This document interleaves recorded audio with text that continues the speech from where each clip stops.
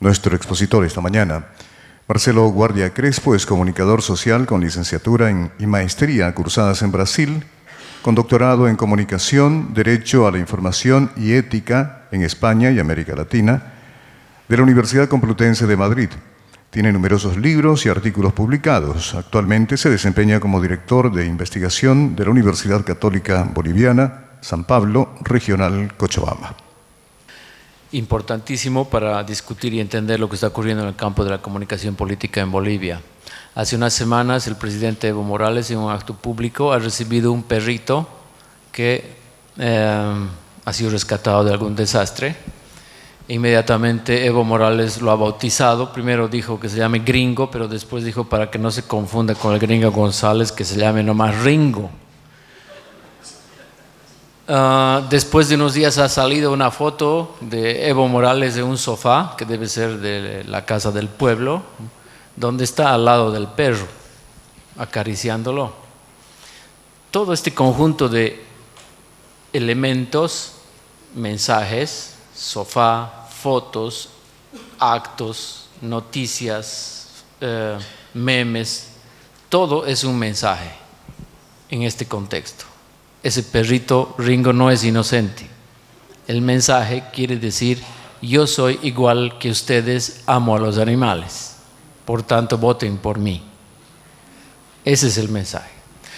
Entonces, estamos en un contexto en el que en la democracia boliviana, de la cual podríamos tener algunas ideas y vamos a ir repasando, estamos, digamos, inspirados en este paradigma de la modernidad que ha sido creado hace mucho tiempo atrás en Europa por los franceses y otros europeos, que se basa en lo que conocemos como modernidad occidental, que es la economía, la política y la cultura, con sus grandes modelos que son el mercado liberal o el capitalismo, la democracia, el Estado de Derecho, todo orientado por la razón, bajo ciertos lineamientos de los cuales también se han desprendido algunos ideales de nuestro quehacer profesional como comunicadores y periodistas, como por ejemplo la libertad de pensamiento, la libertad de opinión, la libertad de expresión, la libertad de credo y de prensa, etc. Esas libertades sobre las cuales todavía desarrollamos nuestro trabajo. En el campo de los derechos humanos, que es otra de las grandes contribuciones del paradigma, los dos grandes derechos que, digamos, nos orientan todavía, además del derecho a la libertad de expresión, que son el derecho a la información y el derecho a la comunicación. Para entender bien el rol dentro de ese paradigma de la comunicación, no podemos olvidarnos que los medios de comunicación y el periodismo tienen una función. El Estado les delega la función de informar y satisfacer el derecho al derecho a la información, es decir, al derecho a que todos los ciudadanos estemos informados para participar de la democracia, para generar nuestra opinión, para participar en los sistemas que están previstos en el sistema democrático y ejercer nuestros derechos humanos. Para eso sirve el derecho a la información y la obligación de los medios y periodistas es satisfacerlo.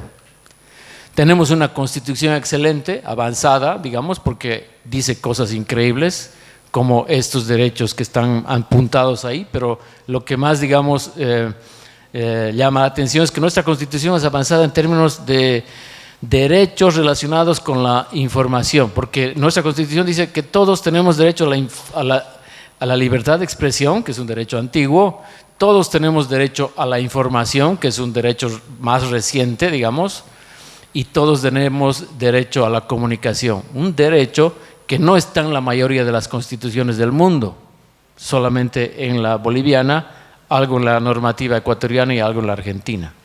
Entonces, en ese sentido somos avanzados. Esta constitución, ustedes saben cuándo ha sido hecha, por quiénes ha sido gestionada e impulsada, pero no se cumple. Porque los medios de comunicación, por ejemplo, del Estado, no hacen comunicación, hacen propaganda, no hacen información, no tienen un trabajo de satisfacción del derecho a la información como esperaríamos y como estudiamos en las carreras y en las facultades, porque lo que se hace es proselitismo y visibilización de las obras del oficialismo. También tenemos una ley de imprenta que ya va a cumplir casi 100 años, una ley bastante antigua, pero muy sabia porque está basada en los principios de la libertad de expresión, fundamentales como son la propia libertad de expresión, la prohibición de la censura previa y la responsabilidad ulterior de las publicaciones. Para entender mejor qué es lo que ha pasado en los últimos años, en el contexto boliviano, tengo este cuadrito en el que podemos notar, digamos, desde el 2006, que asume el nuevo gobierno, hasta el 2016, una especie de modelo de uso de la comunicación en el ámbito político, que es el uso tradicional de la comunicación en el sentido de flujo unidireccional de los mensajes, es decir, tomar el medio de comunicación como un sistema y un mecanismo que permite difundir ideas de manera vertical de un punto hacia miles de puntos. En ese esquema se ha jugado, digamos, una polarización muy fuerte, que ha sido la que ha marcado esta primera época, entre el proyecto, el proceso de cambio, el modelo económico, político y cultural del proceso de cambio, frente al modelo neoliberal. Digamos, esa ha sido la pugna y la polarización que ha marcado este periodo. Y en este mismo periodo los medios de comunicación han servido como escenario y arma de lucha, es decir, estos medios masivos de comunicación, bajo una idea, una amenaza, una especie de idea latente manejada por el presidente y su gobierno, que es la idea de controlar los medios para que digan la verdad. Porque permanentemente Evo Morales ha dicho y sigue diciendo, los medios de comunicación mienten, no dicen la verdad. Entonces lo que hay que hacer es que digan la verdad. Entonces eso supone que él tiene la verdad y los demás no la tienen. Esto más o menos se ha manejado hasta el 2016, el 21F. Hasta el 21F, el sistema político estuvo manejando los medios de comunicación en ese sentido unidireccional. Cuando llegó el día del referéndum, o los días del referéndum, y apareció el problema de la Zapata y todo aquello que ustedes saben, cambió la historia, digamos, de la comunicación política, porque los medios masivos dejaron de ser el escenario, dejaron de ser el lugar de la disputa, y toda esa disputa, ese lugar de la polarización se pasó a las redes sociales, de una manera, digamos, natural, no planificada, espontánea, en la cual los ciudadanos comenzaron a tener un protagonismo distinto al del anterior sistema, en el que no podían opinar libremente ni expresar sus ideas, y en el cual a partir de este momento empezaron a ser utilizadas las redes y los mecanismos digitales para poder decir un otro tipo de construcción de verdad, de construcciones de discursos, etc. Y entonces la polarización ya no era entre proyecto neoliberal y proceso de cambio, sino entre autoritarismo y democracia, porque estaba en juego, digamos, una de las reglas de la democracia. Entonces, como respuesta a esta transformación, en cuestión de semanas, el gobierno abrió la Dirección Nacional de Redes, porque no existía dentro del Ministerio de Comunicación. Declaró la guerra digital y más adelante inclusive habló de una ley contra la mentira. Señales altamente autoritarias para quien conoce el desarrollo y la historia del pensamiento y las libertades de expresión. Llegamos a este año de la nueva elección, 2019, y tenemos otro tipo de polarización. Ya no tenemos las dos anteriores. La polarización ahora está jugada y manejada, digamos, en los términos de estabilidad e incertidumbre. Es decir, aquí lo que se pone en juego ya no es hablar a favor del proceso de cambio ni en contra tanto del neoliberalismo, sino decir, ahora tienes que votar por la estabilidad, porque si no votas por la estabilidad vamos a llegar a un caos que no sabemos cuál es, parecido al de la Argentina, parecido al de los países vecinos que están en crisis, que han pasado por lo mismo. Entonces, en esta lucha, en nuestro nuevo contexto, donde hay otro panorama conceptual de la lucha política, lo que se hace es ejercer la posibilidad de pelear como siempre se lo hizo y utilizar ya no solamente ahora los las redes, digamos, como se podía haber esperado, porque se esperaría que en este nuevo contexto las redes sean el nuevo escenario y el único y exclusivo, digamos, escenario de la lucha. Pero no, en este contexto, en el año 2019, estamos viviendo un momento en el que tanto las redes como los medios masivos están siendo utilizados dentro de sus propias posibilidades comunicativas para ser utilizadas como arma y como escenario de la lucha política. Entonces es una lucha multimediática. Esa lucha multimediática que utiliza los medios y las redes está enriquecida, digamos, por otro tipo de recursos, por ejemplo, entregas de obras, entregas, visibilización, el perrito Ringo y otras cosas más, por ejemplo, la contratación del avión que desde hoy día tiene que ir a bombardear agua al incendio. Estos tipos de recursos son mensajes comunicacionales. O sea, ya no estamos solamente hablando ahora de medios y de redes sociales. Entonces, estamos hablando de una transformación de los escenarios. Para entender mejor esto, es bueno recordar que el campo de la comunicación política está vinculado con muchos otros escenarios y otros muchos factores que son de orden regional, nacional e internacional o global, digamos, ¿no? Lo primero que debemos tomar en cuenta es que la expansión de esta modernidad occidental de la que hemos partido explicando, que está basada en los derechos, en el liberalismo, etcétera, etcétera, se ha expandido con la globalización, pero está en una crisis muy profunda, porque la racionalidad que es, digamos, el ideal que ha orientado la configuración de este modelo está en crisis y, por tanto, todos sus factores y consecuencias como la objetividad, no solamente en la producción del conocimiento, sino especialmente la objetividad en términos del periodismo como un ideal, porque ustedes y todos los que estudian comunicación saben que se nos enseña a ser objetivos, a ser imparciales, a buscar la verdad, etc. Pero todos estos elementos están en crisis porque estamos viviendo en un contexto muy complejo, en el que hay factores poderosamente incidentes que están afectando estas nociones y este modelo, digamos, este paradigma de la modernidad. Uno de ellos es la sociedad del conocimiento, la digitalización de las tecnologías, la digitalización de la información que a partir de los años 80 del siglo pasado ha transformado las formas de producir información y de difundirla. La crisis política en la democracia, ¿no? La democracia en riesgo, es decir, al principio Marité decía, la noción de las reglas está en crisis, claro, porque si antes teníamos certeza sobre las reglas, ahora ya no las tenemos porque cada uno las maneja y las interpreta como quiere y finalmente impone su gusto y destruye las reglas. Entonces, si la democracia está basada en las reglas, si la democracia se ordena a través de la constitución política del Estado y la constitución no la respetas, entonces, ¿con qué reglas estamos jugando? Es como la escena que hubo hace unos meses en un campeonato de ajedrez, el presidente jugando con unos niños y el presidente, no sé por qué, trata de comer una pieza del adversario con la pieza del propio adversario,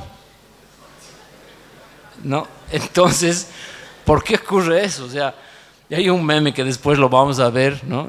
Y le dice el niño en el meme, lo vamos a ver más adelante, le dice el niño, pero usted no puede comerme con mi pieza, le dice.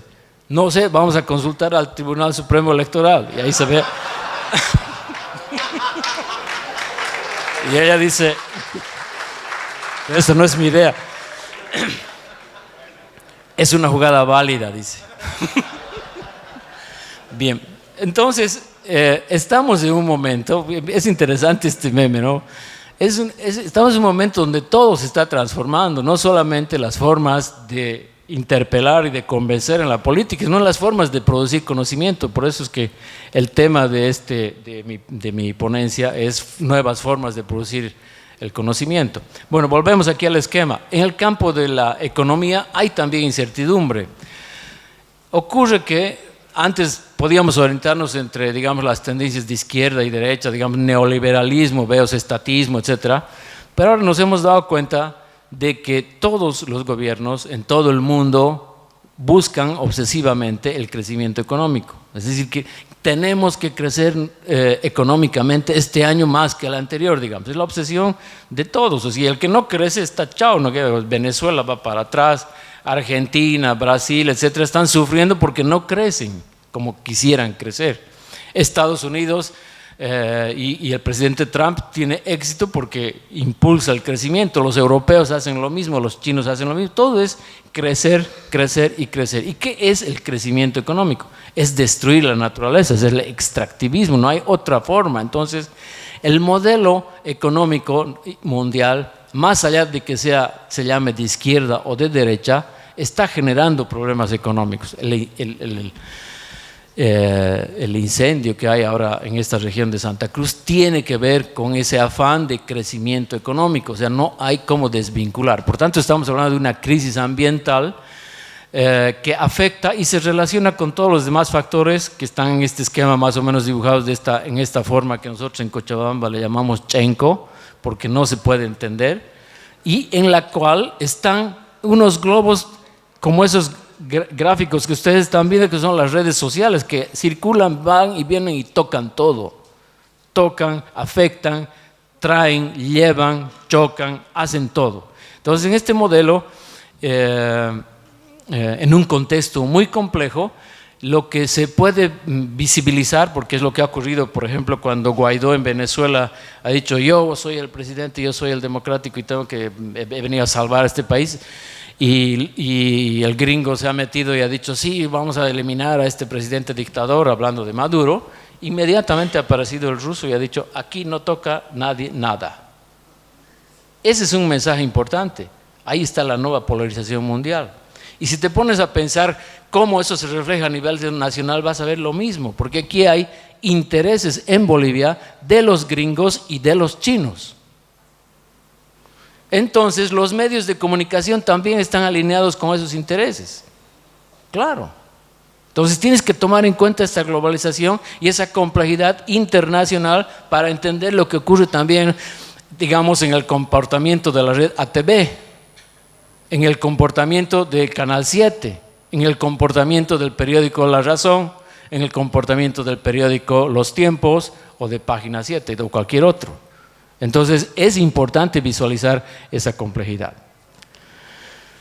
Entonces, estamos viviendo en un momento de lucha en el que los medios de comunicación han vuelto a ser utilizados con una fuerza muy poderosa, especialmente por el oficialismo, pero también las redes. O sea, no son excluyentes, pero de diferente manera, porque cada tipo de sistema informativo tiene su lógica.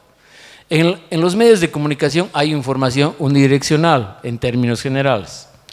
En las redes no, en las redes hay rebote, ¿no?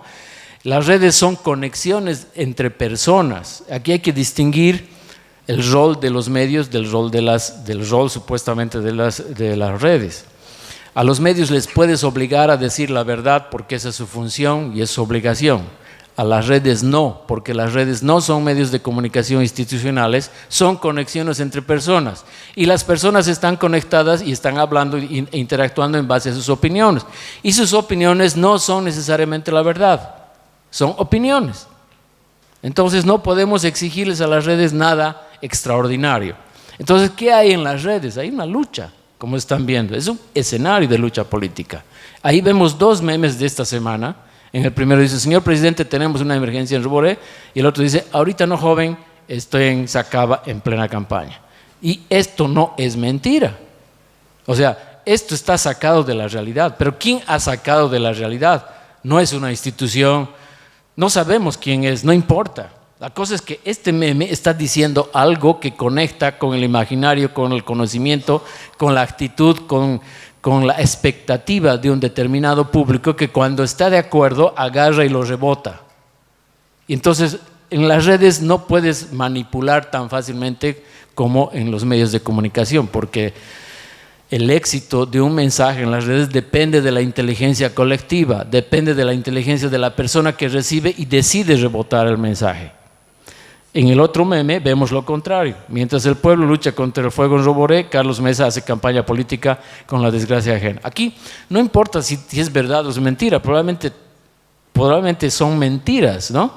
Pero digamos, el día que se inventó la verdad, se inventó la mentira. O sea, no podemos estar sufriendo, digamos, de que hay mucha mentira, que todo es mentira, que son fake news. No importa, porque siempre ha habido mentira. Siempre nos han mentido y eso existe. Los medios oficialistas, esta noticia ha salido el domingo en el periódico Los Tiempos, dice: el gobierno dispone de más de 100 medios de comunicación para difundir su gestión. Esta es una desigualdad terrible. No voy a entrar en detalle, todos ustedes ya saben.